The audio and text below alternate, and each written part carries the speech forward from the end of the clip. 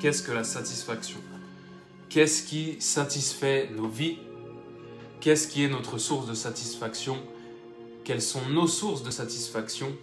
Qu'est-ce que cela produit dans nos vies? Qu'est-ce que cela fait? Pourquoi est-ce que cela est important? Et qu'en dit la parole? Et dans le monde, donc je vais commencer par les exemples un peu terre à terre. Dans le monde, la satisfaction, on peut regarder des définitions et voir que, eh bien, il y a plusieurs définitions, mais ça nous dit en gros, si je devais synthétiser, c'est voilà, le fait de quelque chose qui répond à un besoin, qui vient combler un besoin, un désir, quelque chose que l'on obtient, que l'on recherche pour obtenir satisfaction. Et chaque être humain cherche à satisfaire les désirs de son cœur, les désirs de son âme. Et bien sûr, il y a plusieurs types de désirs. Il y a les désirs de l'esprit, les désirs de l'âme, les désirs de la chair. Et il est aussi important, lorsque nous marchons avec le Seigneur, de nous poser la question, lorsque nous avons des désirs, lorsque nous cherchons satisfaction dans quelque chose, qu'est-ce que je cherche à satisfaire? D'où vient ce désir? Est-ce que je cherche la satisfaction de mon esprit par des choses qui sont bonnes pour moi, qui sont spirituelles, qui sont peut-être même pas forcément spirituelles, mais qui vont faire du bien à mon âme? Ou est-ce que je cherche à satisfaire quels désirs, ceux de la chair, qui seraient mauvais? Donc il y a tout un tas de choses différentes, de choses dans lesquelles nous allons chercher satisfaction, que ce soit des passions, des hobbies, etc., de bonnes comme de mauvaises habitudes. Donc on va se poser toutes ces questions et donc ce que l'on voit, c'est que au terme de satisfaction est souvent attribué dans le monde physique le terme d'addiction parce que il y a des mécanismes dans le cerveau, on va y venir après, il y a des mécanismes dans le cerveau humain, dans le corps humain qui font que lorsque nous satisfaisons certains désirs, il y a même des hormones, des signaux envoyés au cerveau qui donnent une réponse, qui vont qui vont parfois entraîner des addictions, qui vont entraîner des habitudes, des accoutumances. Donc il y a vraiment un mécanisme dans le corps qui nous montre que l'être humain lui-même cherche toujours satisfaction. On dit que l'humain est un éternel insatisfait. Pourquoi? Parce qu'il va chercher la satisfaction dans des choses qui ne vont pas le satisfaire vraiment, dans des illusions, dans des choses qui lui font croire que ça le satisfait, mais il ne trouve jamais la vraie satisfaction. Mais ceux qui sont en Jésus-Christ, nous voyons que leurs vies sont transformées et qu'ils ont trouvé cette satisfaction que le monde entier recherche. Lorsque vous voyez parfois des personnes riches, très riches, milliardaires, qui ont tout, et vous dites « je ne suis pas satisfait », ou ils vous diront qu'ils sont tristes, qu'il leur manque des choses, et ils diront « je ne suis pas satisfait de ma vie, j'ai l'argent, j'ai le pouvoir, j'ai tout ce qu'un homme peut rêver, mais je ne suis pas satisfait ». Pourquoi est-ce que ces gens vont dire ça? Parce qu'ils n'ont pas rencontré Jésus-Christ, parce qu'ils n'ont pas eu une révélation de qui était Jésus-Christ. Parce qu'il y a énormément de monde, énormément de gens qui connaissent Jésus en tant que personnage historique, mais l'impact sur leur vie va dépendre de la révélation qu'ils vont avoir de lui. Si je crois que Jésus est juste un simple prophète, un simple homme, un simple personnage historique, eh bien cela ne va pas produire grand-chose dans ma vie. Mais si je crois qu'il est mon Seigneur et mon Sauveur, si je crois qu'il est Dieu, si chaque jour je cherche à approfondir ma révélation de qui il est, alors cela aura un impact sur ma vie et je ne serai plus jamais le même. Et je pourrai rentrer et toucher à la satisfaction de tous les désirs de mon âme, parce que notre âme a des désirs, soupire après Dieu, soupire après la présence de Dieu, soupire après la gloire de Dieu. Et il n'y a qu'en lui que nous trouvons cette satisfaction. Et nous voyons les gens dans le monde, ils cherchent. Des gens enchaînent les relations, des gens touchent à la drogue, des gens font tout un tas de choses mauvaises parce qu'ils cherchent à satisfaire des désirs qui sont dans leur cœur, qui sont dans leur âme, qui sont si forts, et qu'ils cherchent ça dans tout un tas de choses, mais ils ne le trouvent jamais. Et c'est pour ça que nous avons la responsabilité d'annoncer Jésus-Christ, de connaître Jésus-Christ pour nous-mêmes et de l'annoncer, afin d'amener les gens eux aussi à comprendre et à connaître qui il est, et à leur montrer que oui, Jésus-Christ peut satisfaire et qu'il n'y a pas besoin d'ajouter à la personne de Christ pour être satisfait, pour être heureux, pour être comblé. Mais en lui, nous avons toutes choses. ce que nous voyons, c'est que l'homme doit vivre satisfait par Dieu et Dieu satisfait par l'homme. Et c'est ce qui était en place lorsque Dieu avait créé Adam et Ève. Lorsque Dieu a créé Adam et Ève, ils vivaient dans un bonheur, ils étaient satisfaits d'être là, d'être avec Dieu, en communion avec lui, en présence de Dieu. Ils étaient satisfaits de Dieu et Dieu était satisfait d'eux.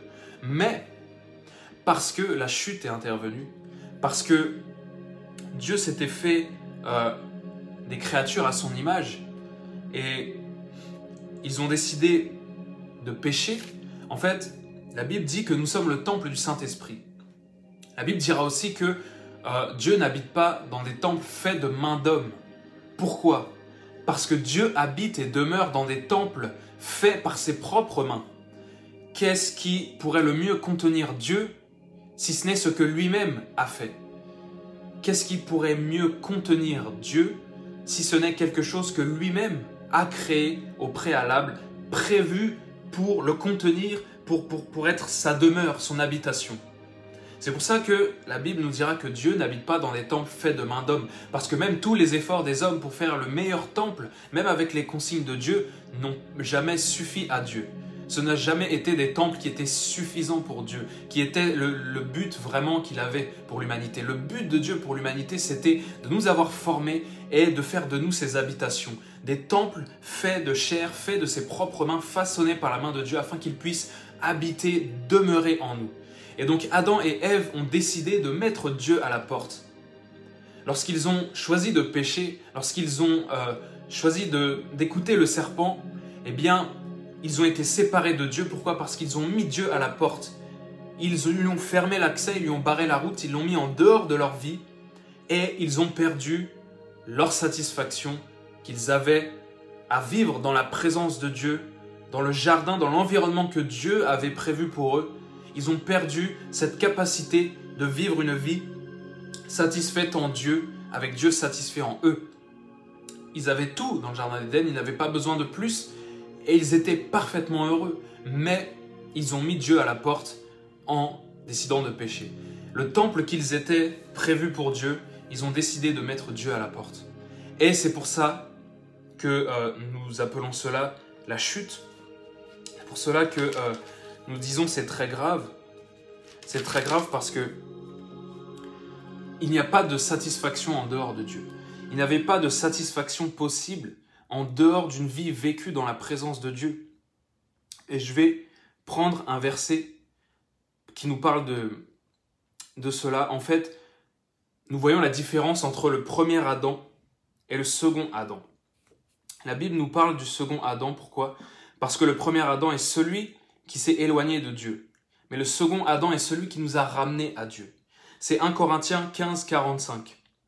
C'est pourquoi il est écrit: le premier homme, Adam, devint une âme vivante. Le dernier Adam est devenu un esprit vivifiant. Et nous voyons qu'il y a deux sortes d'Adam. Pourquoi? Parce que le premier a décidé de mettre Dieu en dehors. Et le deuxième était le temple parfait de Dieu. Il était Dieu lui-même, Jésus-Christ venu sur terre. Dieu vivait en lui. Et plus encore, il a ouvert la porte pour toute l'humanité ensuite, pour que toute l'humanité puisse retrouver cette satisfaction en Dieu. Parce que l'homme pécheur et séparé de Dieu essaye de vivre une vie satisfaite sans Dieu, essaye de trouver satisfaction en dehors de Dieu, puisqu'il l'a mis dehors à cause de la chute. Et cela est impossible. Cela est tout bonnement impossible. Voilà pourquoi les gens vont se perdre loin de lui. Voilà pourquoi les gens vont chercher de la satisfaction dans des choses qui vont les détruire. Il y a tellement de personnes. Allez juste dans la rue, allez juste évangéliser 10 personnes et vous verrez. L'un a des problèmes d'alcool, l'un est peut-être suicidaire, l'un est peut-être accro au jeu d'argent, l'un est peut-être accro à je ne sais quoi, parce qu'il cherche la satisfaction de son cœur, de son âme, de tous les désirs qu'il a en lui, dans des choses qui le détruisent. Parce que le diable va chercher à orienter les hommes partout sauf vers Dieu pour qu'ils trouvent cette satisfaction. Et nous, notre rôle est de leur dire: tu peux vivre une vie bénie, heureuse et épanouie lorsque tu as rencontré Jésus-Christ. En lui est toute chose. Tu n'as pas besoin d'ajouter. Et c'est notre responsabilité, notre devoir de vivre cela et de le dire aux autres, afin qu'ils puissent venir à la lumière. Parce que je sais que lorsqu'on est jeune, on va entendre beaucoup de gens, lorsqu'on leur partage notre foi, nous dire « Tu es jeune, tu décides de suivre, ils vont dire une religion ou Dieu ou Jésus, mais ça veut dire que tu n'es pas heureux, quoi. Tu t'amuses pas, tu fais pas la fête, tu profites pas de ta jeunesse. Au contraire, la véritable satisfaction ne se trouve que dans la personne de Jésus-Christ, pas ailleurs. Dire le contraire serait vivre dans l'illusion, vivre dans le mensonge. Donc ce soir en tout cas, j'aimerais que s'il y a au moins un cœur qui est ici parmi nous sur ce live, qui n'a pas totalement donné sa vie à Christ et qui n'a pas totalement trouvé satisfaction en lui, puisse comprendre ce soir que Jésus l'invite à trouver la satisfaction de son cœur, de son âme, en lui, et plus dans les choses que le monde peut lui offrir, que la société peut offrir, qui ne mènent qu'à la ruine, qu'à la perte. Voici ce que nous allons voir ensuite.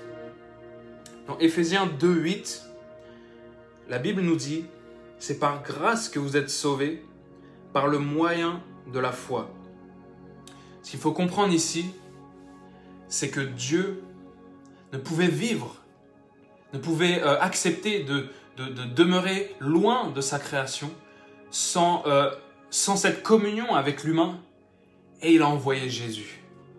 Et il a envoyé la personne la plus parfaite, la plus merveilleuse, la plus magnifique sur cette terre afin de nous sauver.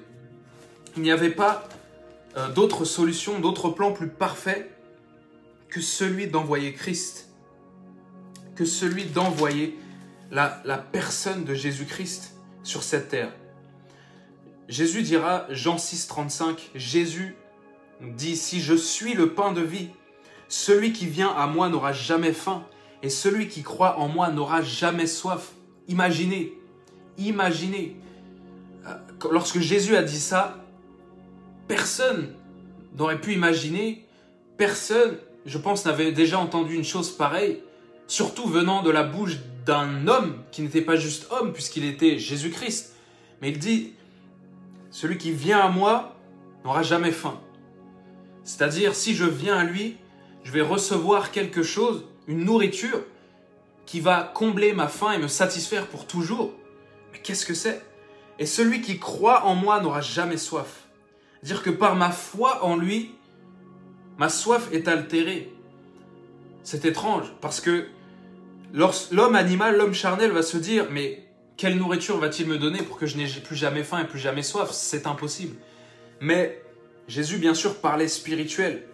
Et lorsque nous avons foi en lui et que nous lui donnons notre vie, cette soif qui était dans notre âme, cette soif de vérité, cette soif de lumière, cette soif de justice, cette soif de satisfaction, cette soif de tous les besoins de notre âme, tous les désirs de notre cœur, trouvent satisfaction en la personne de Jésus-Christ. Comme l'image pour les enfants, vous voyez, les tout petits enfants, ils ont un cube, comme ça, une plaque, et il y a des formes dedans, des ronds, des carrés, des triangles. Et lorsqu'il prend les jeux, il essaye, mais il n'y a que le rond qui peut rentrer dans le rond, il n'y a que le triangle qui peut rentrer dans le triangle. Et là, c'est pareil avec le cœur de l'homme. Comme on dit, il y a un trou en forme de Dieu que lui seul peut remplir, rien d'autre. Et parfois, nous cherchons cette satisfaction ailleurs. Même lorsque parfois nous avons rencontré le Seigneur, que nous l'avons lui, nous n'arrivons pas à nous saisir de cela, à nous saisir vraiment de cette manne céleste, de ce breuvage céleste en Jésus-Christ, qui fait que nous n'avons plus jamais faim et plus jamais soif. Et malheureusement, certains vont même chercher ailleurs et en dehors de Jésus, ou par incrédulité se dire, mais Jésus, ok, mais j'ai besoin de plus que Jésus, j'ai besoin de Jésus et j'ai besoin de faire des additions, des soustractions à la personne de Christ, mais il n'y a pas besoin de tout cela. J'aimerais prendre quelques versets qui vont nous encourager et nous montrer que vraiment le désir de Dieu est que nous soyons satisfaits en lui, que nous trouvions la totale satisfaction dans notre vie en lui et notre bonheur en lui. Psaume 107, 9. Psaume 107, 9. Car il a satisfait l'âme altérée, il a comblé de bien l'âme affamée. Et ça rejoint vraiment ce que Jésus dit dans Jean 6, 35. C'était déjà préfiguré à l'avance. Le roi David a compris cela. Et c'est prophétique de l'arrivée de Christ parce qu'il dit que Dieu a satisfait l'âme altérée, il a comblé de bien l'âme affamée. Comment? Parce qu'il a envoyé sa parole. Parce qu'il a envoyé sa parole. La parole de Dieu fait chair. Christ a non seulement le pouvoir de donner la vie, il est le pain de vie, donc il a le pouvoir non seulement de vous donner la vie, mais en plus de produire cette vie en vous, il a le pouvoir de maintenir cette vie en vous, de la faire fonctionner. Mais c'est aussi, nous avons aussi notre part de responsabilité là-dedans. Nous devons avoir foi, nous devons vivre cela, nous devons agir en conséquence. Lorsque je crois, ma foi se matérialise par des actions qui concordent à ma foi. Lorsque j'aime le Seigneur, mon amour doit se matérialiser dans des choses que je vais faire pour lui, dans des choses que je vais faire avec lui. Il y a une grande femme de Dieu, Heidi Baker, qui dit que l'amour ressemble à quelque chose. Parce qu'on peut dire l'amour, je ressens l'amour, il y a l'amour, mais concrètement, qu'est-ce que ça devient une fois que je le mets en action, une fois que je le mets en œuvre? Jésus est le pain de vie, c'est-à-dire qu'il est la nourriture qui nous donne la vie éternelle.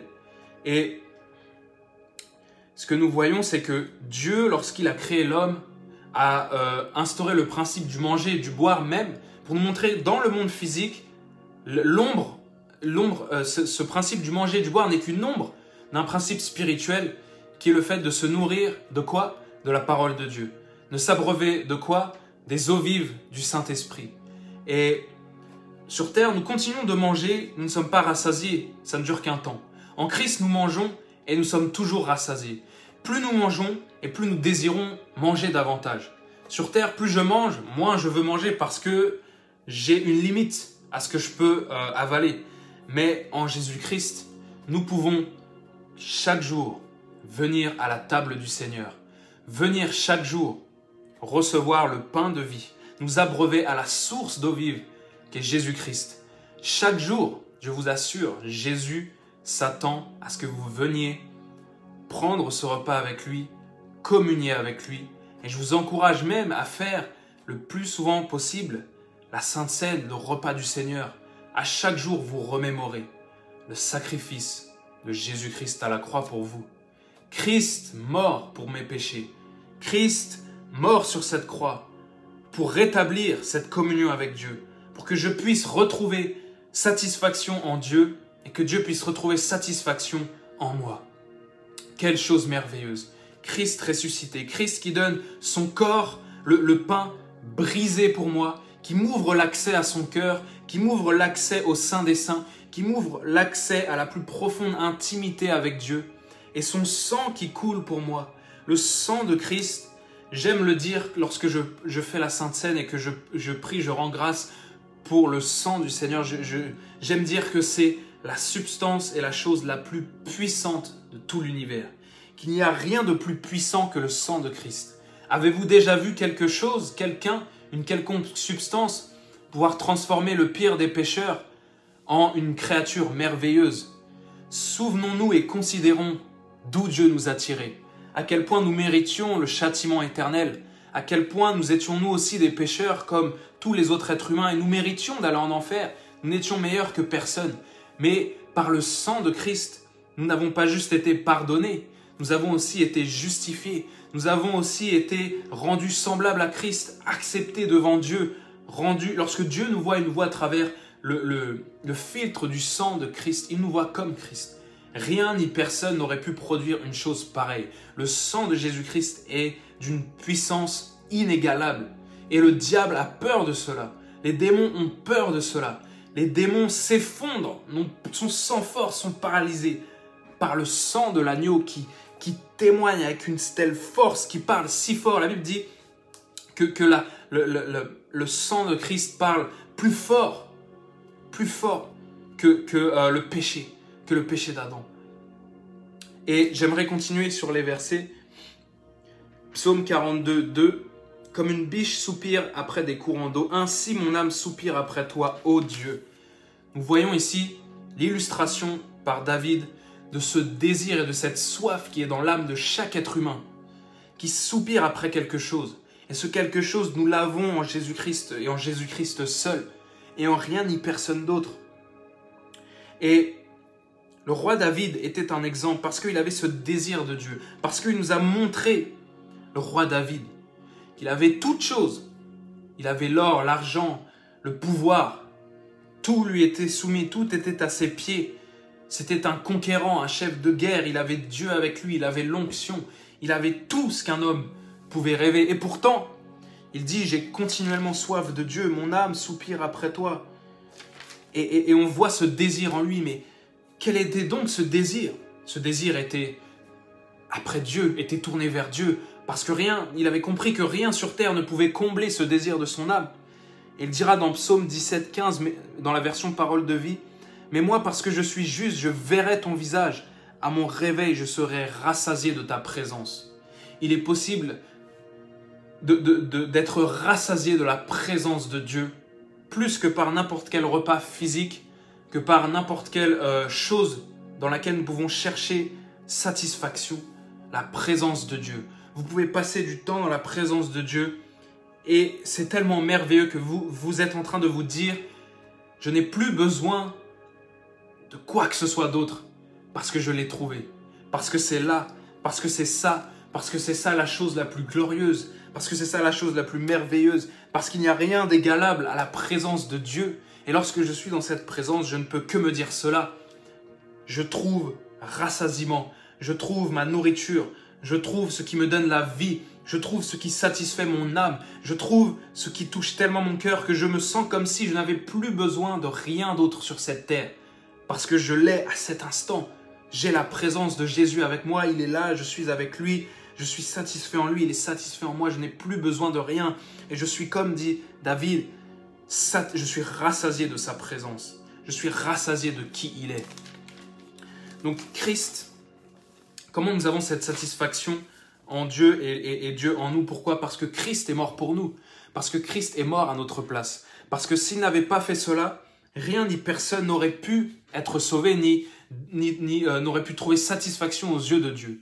Parce que pour satisfaire Dieu, il fallait un prix en échange de nos péchés. Il fallait une rançon. Et aucun être humain, par ses œuvres, aucune œuvre, même la personne qui fait le plus de bien de sa naissance jusqu'à sa mort, ne fait pas assez pour être accepté par Dieu et pour que Dieu soit satisfait en lui. Si Dieu est satisfait de vous, c'est seulement si vous avez accepté Jésus-Christ et seulement parce que Christ est mort à votre place et tout le mérite lui revient. Si Dieu est satisfait pleinement en Jésus-Christ et parce que Christ est mort à notre place sur la croix, il y a eu une substitution, il a pris notre place et parce que nous avons cru en lui, alors nous aussi, Dieu est satisfait de nous. Dieu n'est plus en colère contre nous, Dieu ne désire plus nous juger, nous condamner, nous envoyer en enfer, mais il est pleinement satisfait de nous parce que Christ a accompli l'œuvre, parce que tout le mérite lui revient, parce que Dieu a mis tout ce qui devait tomber sur nous, toute la condamnation, tout le jugement, tout la colère en rançon du péché est tombé sur Christ. Et par ses mérites, par les mérites de son œuvre accomplie à la croix, nous sommes justifiés et Dieu est satisfait de nous. Dieu n'est pas satisfait de nous, chrétiens, nouvelles créatures, parce que nous faisons des œuvres pour lui, mais il est satisfait parce que nous avons accepté Christ et que Christ l'a fait à notre place. Il faut comprendre une chose, c'est que je ne fais pas des œuvres pour plaire à Dieu. Je trouve ma satisfaction en Dieu. Dieu trouve sa satisfaction en moi. Et lorsque je vis dans cette pleine satisfaction et lorsque j'ai trouvé mon bonheur en Christ, alors je vais faire des œuvres par amour pour lui et parce que je sais que je ne fais pas ces œuvres pour plaire à Dieu. Je sais que je fais ces œuvres parce qu'il m'a sauvé, parce qu'il est satisfait de moi et parce que c'est maintenant ma nature de produire les œuvres de celui avec qui je suis uni, Jésus-Christ. Nous voyons encore ce que nous pouvons voir. J'aimerais prendre Romains 11, 36, que nous puissions prendre Romains 11, 36. qui va nous montrer, qui va venir encore appuyer le fait que nous n'avons pas forcément besoin d'autre chose, d'addition ni de soustraction à la personne de Jésus. C'est de lui, par lui et pour lui que sont toutes choses. C'est de lui, par lui et pour lui que sont toutes choses. C'est-à-dire que nous n'avons pas besoin de dire, si on vous dit, ok, tu as Jésus, mais autre chose. Ok, tu penses que Jésus est suffisant, mais autre chose. Si on vous dit, Jésus plus quelque chose d'autre, où tu dois chercher ailleurs, eh bien, sachez que c'est faux. Sachez que ce n'est pas juste, puisque en lui, nous avons toutes choses. En lui, toute chose nous a été donnée. En lui, tout ce dont nous avions besoin, tous nos besoins ont été remplis, comblés et trouvés en lui. Et Dieu désire que nous trouvions satisfaction en lui. Dieu est un Dieu jaloux. Dieu ne désire pas un autre type d'amour que le premier amour. Dieu ne désire pas une autre place dans ton cœur et dans ta vie qu'une autre place que celle de la première place, celle du premier amour.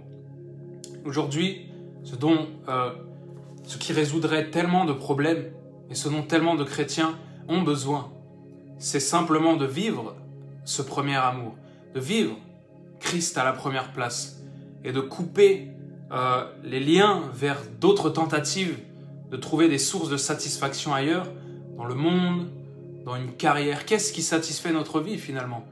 Qu'est-ce qui donne un sens à notre vie? Qu'est-ce qui donne un sens à ta vie? Qu'est-ce qui te satisfait vraiment? Qu'est-ce qui dans ta vie te rend heureux plus que toutes les autres choses? Qu'est-ce qui dans ta vie te pousse à avancer? Et ce n'est pas mauvais d'avoir plusieurs sources de motivation, plusieurs choses qui nous font du bien, qui ne sont pas mauvaises. Le fait d'avoir une famille, d'avoir un bon travail, le fait parfois de se détendre, de profiter de la vie, de sortir en forêt, etc. Mais qu'est-ce qui est au-dessus de tout ça? C'est Christ. Il doit être la source principale. Dieu est un Dieu jaloux et il désire. Et cet appel résonne dans nos cœurs, résonne dans nos esprits de Dieu qui nous dit « Trouve ta satisfaction en moi. Fais de moi ta priorité. Fais de moi la personne la plus importante de ta vie. » C'est là, ce n'est même pas la clé du bonheur. C'est le seul chemin du vrai bonheur.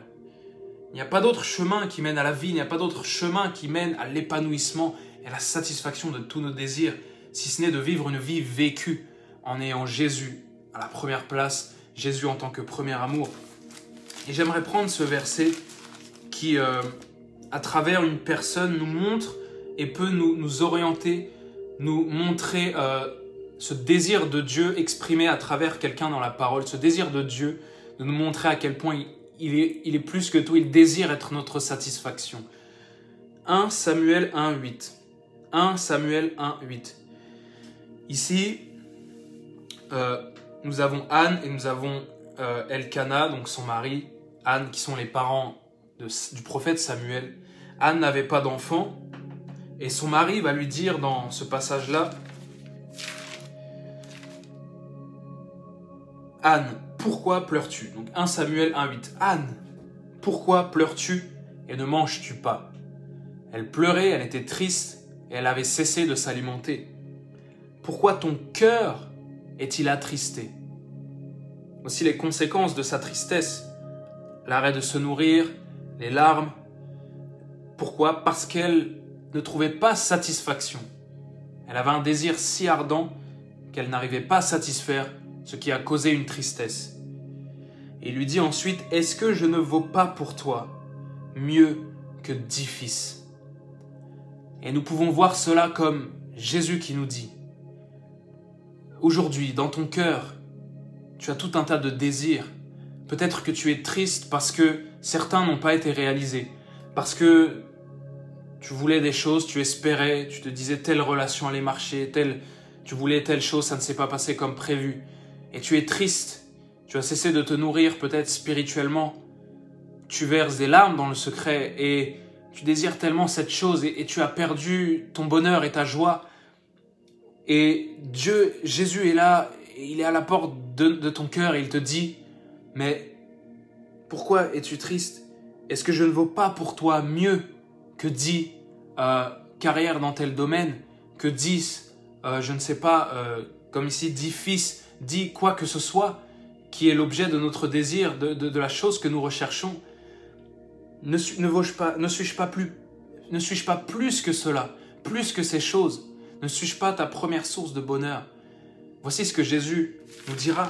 Et si tu n'as jamais trouvé cette satisfaction en lui, et si tu cherches des réponses dans ta vie, tu cherches dans ton âme comme ça à satisfaire des désirs, tu vois que dans ton cœur il y a des choses qui ne vont pas, il y a des choses qui ont besoin d'être guéries, des choses qui ont besoin d'être remises en place.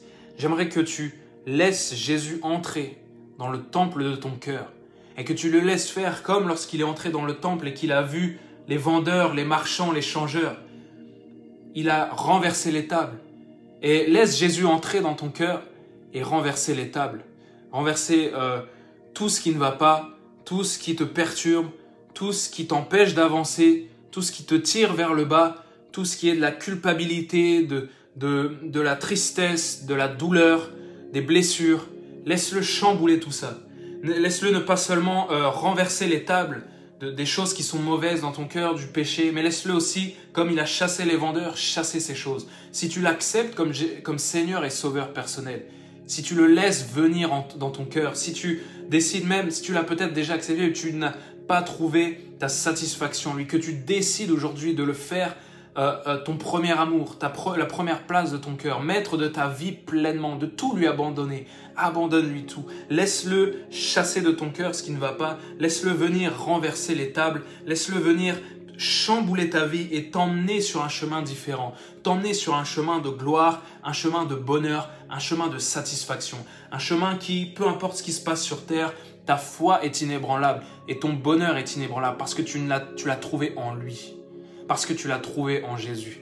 Parce qu'en lui, tous les besoins de ta vie ont été comblés. Tout ce que tu recherchais, tout ce dont tu avais besoin, non seulement tu as fait de Jésus ta première source de satisfaction, mais tout le reste a été ajouté. Comme Jésus dira, recherchez premièrement le royaume des cieux et sa justice, et tout le reste vous sera ajouté. C'est-à-dire que ta première préoccupation doit être lui. Ta première source de joie, de bonheur, d'amour, de satisfaction, c'est lui. Et tout le reste vient.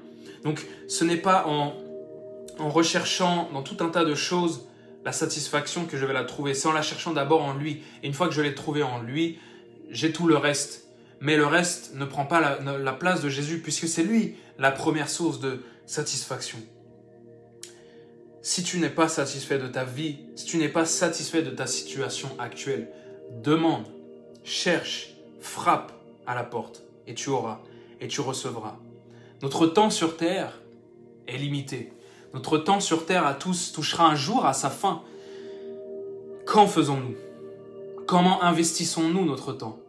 Avons-nous trouvé satisfaction en Jésus-Christ? Et vivons-nous depuis cette position en Jésus-Christ, dans la grâce de Dieu, satisfait en Dieu, lui satisfait en nous, produisant des œuvres de justice, des œuvres dignes d'une nouvelle créature en Jésus-Christ, vivant cette vie chrétienne pleinement? Que faisons-nous de notre temps? Parce que nous pouvons avoir tout cela. Nous pouvons avoir rencontré Jésus, nous pouvons avoir donné notre vie à Jésus. Il faut absolument le faire parce que les temps sont courts. Mais une fois que nous l'avons, comment investissons-nous notre temps? Comment faisons-nous produire cela? Comment faisons-nous travailler notre salut? Est-ce que, par exemple, ce n'est pas mauvais de prendre du temps à se détendre, à se promener, à prendre du plaisir, à vivre tranquillement, à partager un bon repas? Ce n'est pas mauvais. Mais si nous faisons que cela peut devenir mauvais. Donc il y a des choses qui ne sont pas mauvaises. Mais si nous ne faisons que cela, que nous leur donnons trop de temps, cela devient mauvais. Pourquoi? Pas parce que Dieu va être en colère, mais parce que nous perdons du temps précieux. Notre temps est une valeur si précieuse. Comme les Anglais disent, a currency. C'est si précieux. C'est comme si vous aviez la bourse, le CAC 40, et vous voyez ce qui a le plus de valeur, ce qui est le plus important d'investir avec sagesse, c'est notre temps. Avons-nous décidé de faire de Jésus notre priorité, de faire de sa volonté notre priorité et d'ainsi investir notre temps pour lui jusqu'à la fin et parfois peut-être renoncer à certains plaisirs, renoncer à certaines choses pour poursuivre Jésus-Christ, pour poursuivre le but et le prix que nous remportons à la fin de la course qu'est Christ, en décidant de le servir, en décidant de souffrir pour lui, de souffrir pour son évangile, pour annoncer son évangile, pour vivre pleinement pour lui. Avons-nous décidé d'investir notre temps sagement pour Jésus-Christ, Parce que si nous faisons de lui notre satisfaction, alors nous comprenons qu'il est la chose la plus importante et nous allons investir notre temps pour lui. Mais retenons surtout cet appel, ce désir du Seigneur de nous dire « Ne suis-je pas plus, ne vaux-je pas plus pour toi mieux que 10 fils ? Ne suis-je pas plus pour toi que toutes les choses que ce monde a à t'offrir ? Que toutes les choses de ta vie ne suis-je pas plus pour toi ?» Et lorsqu'il est plus que tout pour nous, lorsque nous vivons cela, je vous assure, c'est le chemin du bonheur, c'est le chemin de la gloire, c'est le chemin d'une vie épanouie en Jésus-Christ. Il y a un homme de Dieu qui disait, il est si horrible aujourd'hui de voir que des enfants du Père sont assis à sa table et sont toujours affamés et ne sont pas nourris correctement et ne vivent pas pleinement la provision de Dieu pour eux. Parce que Jésus dit, tu n'auras plus jamais faim, plus jamais soif. Tu dois vivre cela, tu dois rentrer dans cela, tu dois manger la parole de Dieu, te nourrir d'enseignements, tu dois vivre ce que tu comprends dans la parole, ce que Dieu t'enseigne, les enseignements que tu reçois, tu dois vivre ces choses. Tu dois vivre toutes les promesses de Dieu avant son retour. Dieu désire cela pour toi. Dieu désire t'emmener à vivre tout ce qu'il a prévu que tu vives, tous les plans qu'il a fait pour toi, tout ce qu'il t'a destiné à faire sur cette terre comme bonne œuvre. Il désire ardemment qu'elle se réalise.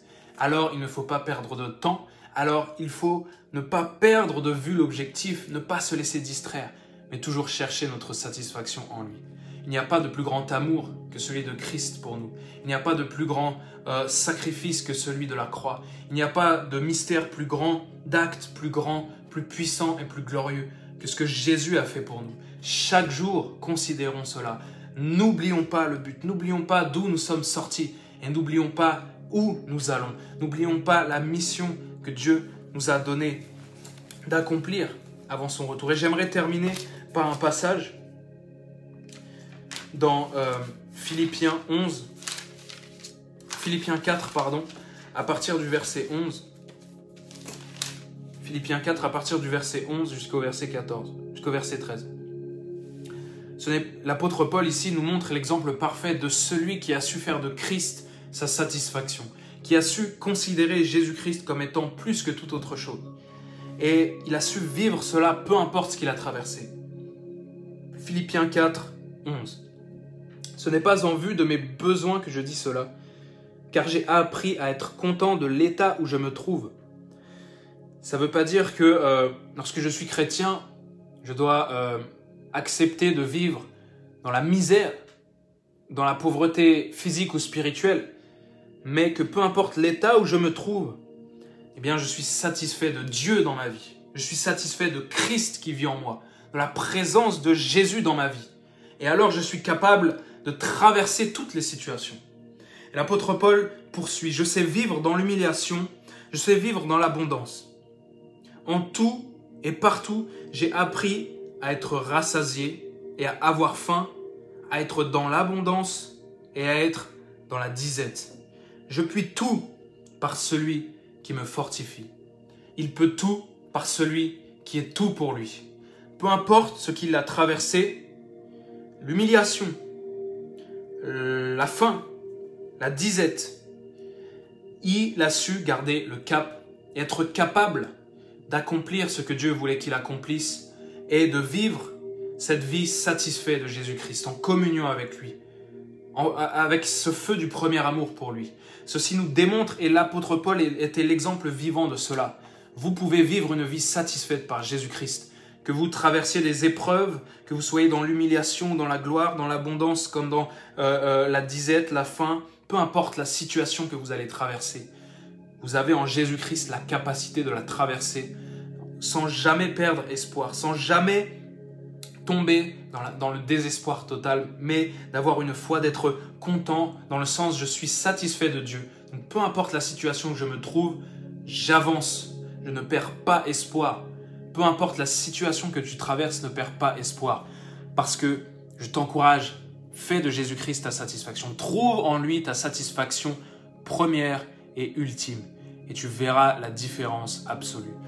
Je peux le dire parce que j'ai vécu tant d'années dans ma jeunesse, dans mon adolescence, à vivre cette vie chrétienne, où Christ n'était pas tout pour moi, où mes passions, mes hobbies, mes désirs, mes ambitions personnelles étaient tout pour moi. Et Jésus était à côté un supplément, un bonus, quelque chose que j'ajoutais. Vous voyez, comme si vous achetiez quelque chose, un plat au restaurant, et puis vous demandez un petit supplément. Alors que ce petit supplément devrait être le plat principal. Vous voyez un peu ce que je veux dire. J'ai vécu cette vie-là, où Jésus n'était pas tout pour moi. Où mes désirs personnels, mon ambition, c'était ça qui prenait toute la place. Et je peux vous dire que c'était horrible. C'était vraiment la pire manière de vivre. Je n'ai jamais été heureux, c'était terrible. Mais le jour où j'ai pris cette décision ferme, de dire « Jésus, je m'abandonne à toi », je décide non seulement de te donner ma vie, mais plus encore la totalité de mon cœur, de faire de toi le capitaine à bord, le maître de toutes choses. Alors, j'ai vu la différence. Alors, ma vie a été transformée. Alors, je n'ai plus jamais été le même. Et j'ai trouvé la satisfaction en Jésus-Christ. Alors que je cherchais la satisfaction dans tout un tas d'autres choses. J'étais passionné par tel sport, par telle musique, par telle ambition de carrière, etc. Ça ne m'a pas apporté la satisfaction que je recherchais depuis toujours. Seul Jésus-Christ a pu me l'apporter. Alors si tu n'es pas satisfait de ta vie, si tu n'es pas satisfait de la situation que tu traverses, ouvre-lui pleinement ton cœur, abandonne-toi entre ses mains, viens à ses pieds, demande-lui pardon, repens-toi, demande-lui pardon toutes les fois où tu as choisi autre chose que lui, où tu as mis autre chose que lui à la première place dans ton cœur, où tu as décidé de donner ton premier amour à autre chose qu'à Jésus-Christ. Alors viens à lui simplement, d'un cœur simple et sincère, et prends cette ferme décision de dire « Jésus-Christ, sois tout pour moi aujourd'hui.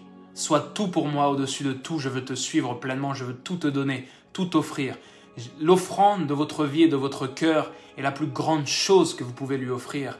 Alors je t'en prie, mon frère, ma sœur, ce soir, ne retiens rien et offre-toi pleinement à Jésus-Christ. Offre-toi pleinement à lui. Il est à la poursuite de ton cœur. Il te cherche, il te recherche, il est après toi pour vivre cette communion avec toi. Alors décide d'y rentrer pleinement, décide de te débarrasser de tes fardeaux pour embrasser le sien. Décide de te libérer de tes chaînes, de le laisser te libérer de tes chaînes et d'ouvrir ton cœur à son amour et d'être immergé, submergé par la grâce, l'amour, la gloire de Jésus-Christ. Laisse-le te parler, laisse-le te réconforter, laisse-le te prendre dans ses bras d'amour, de grâce et de paix et laisse-le te montrer des choses merveilleuses dans sa présence. Jésus-Christ, notre satisfaction. Vivons cette vie qui démontre au monde que nous sommes satisfaits par une seule et unique chose, la personne de Jésus-Christ. Que Dieu vous bénisse abondamment. Passez une excellente soirée. N'hésitez pas à reméditer les versets, les passages ou les choses que j'ai pu dire. Et surtout, continuez, persévérez dans votre communion avec le Seigneur, dans votre relation avec lui. Il revient bientôt et nous voulons tous, bien sûr, être trouvés satisfaits par lui, amoureux de lui, captivés par lui, focalisés sur lui. Et c'est la chose la plus importante, je pense, et c'est le meilleur état où le Seigneur peut nous trouver lorsqu'il va revenir nous chercher. Donc, soyons vraiment encouragés, soyons vraiment à fond pour Jésus, à fond pour lui, à fond, tous les jours, nuit, jour, matin, midi, soir, Jésus, 100% Jésus, endormons-nous avec Jésus, réveillons-nous avec Jésus, travaillons avec Jésus, faisons notre vie avec Jésus et ne l'oublions jamais, ne le mettons jamais de côté et n'oublions jamais son si grand amour pour nous et n'oublions surtout pas aussi de le partager autour de nous.